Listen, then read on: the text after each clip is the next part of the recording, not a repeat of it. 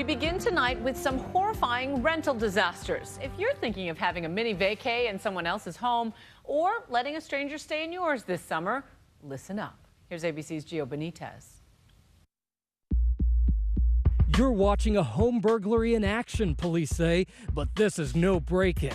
This woman actually rented out this home from its owner on Airbnb, a popular website used for short-term rentals. The guest turned alleged burglar caught on surveillance camera, stealing over $35,000 in valuables, according to authorities, after being told to stay out of the locked closet and office. She basically broke the doorknob and the door itself. Theft is just one potential nightmare for homeowners just looking to make some extra money in the growing short-term rental business. This is awful.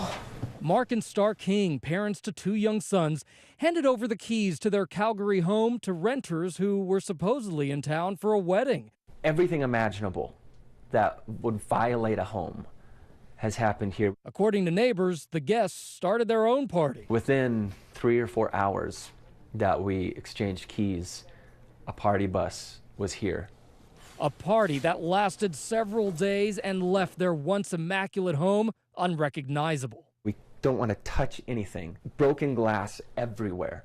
There's barbecue sauce on the ceiling. The total amount of damage, roughly $50,000 worth, according to the Kings. Airbnb covers homeowners up to $1 million in property damage, and in a statement to ABC News says that situations like this are incredibly rare, but that we have zero tolerance for this kind of behavior. But sometimes these rental nightmares can play out while you're still at home. Worst thing I've ever experienced in my life. Scariest thing. Poonam Sandhu rented out her master bedroom to a couple through Airbnb, but weeks later agreed to switch to cash-only payments, not involving the website. And that's when payments stopped and trouble started. So I asked them very politely, it's time for you guys to go.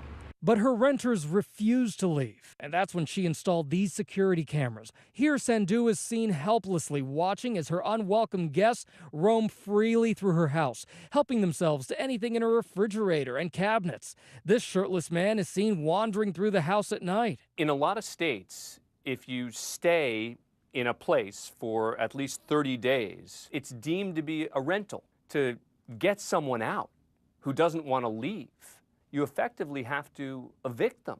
Ultimately, the owner, Sandhu, paid them more than $1,700 to get them to leave her house rather than engage in a potentially lengthy eviction process. These laws generally are intended to prevent people from losing their homes, from getting kicked out on a day's notice. They're not supposed to be for people who want to stay longer for an Airbnb rental. Most of the time, the system works, but it takes just a few people exploiting the system, stealing, damaging, staying, fighting, to make everyone worry about renting out their home. Despite the rarity of these incidents, Airbnb recently updated their rental terms to empower hosts and dissuade bad actors, allowing hosts to charge twice the nightly fee for every day a guest overstays their reservation. And if the numbers are any indication, Airbnb's popularity is at an all-time high. There are 1.5 million listings worldwide, and over 40 million guests have booked a property through that site since it launched in 2008. Airbnb has become, full-time business, not only renting my places, but also enabling other people to get into the industry and start to make some extra income. Scott Shatford is an Airbnb master host. One of the things that I think is very important to having a successful listing is really selling yourself. He's made a 6-figure salary renting multiple properties in the Santa Monica area to over 1,000 people, even writing an ebook on the subject. And they want to like you just as much as they want to like the place that they're staying at. He says Airbnb can be both safe and lucrative by following a few simple guidelines. First, beware of last-minute bookings and in-town renters. If I get a last-minute reservation for one night, I'm pretty sure that those people are up to no good. I tend to scrutinize more people that are staying at my property that live in my same city because the same thing. I know they're not going on vacation. I don't really know what the purpose of their travel is.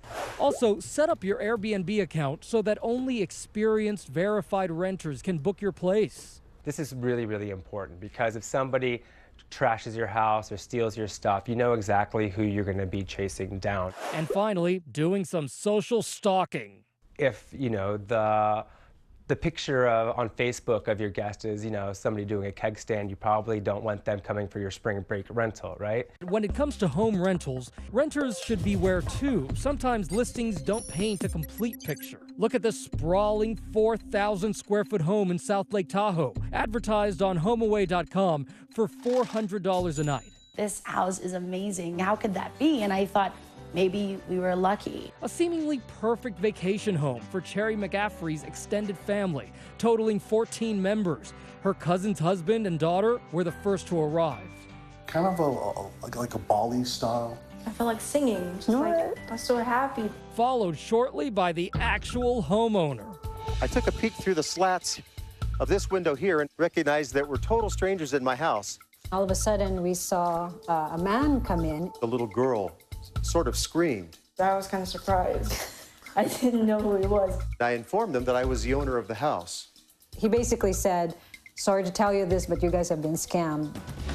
Turns out the McCaffreys fell for a fraudulent listing. HomeAway.com claims it's rare on their site. Less than 1 in 10,000 listings are fake, but confirms there were 10 other travelers who thought they had rented Sean's house through fraudulent listings seen on their website. All sides of this growing rental business ripe for exploitation.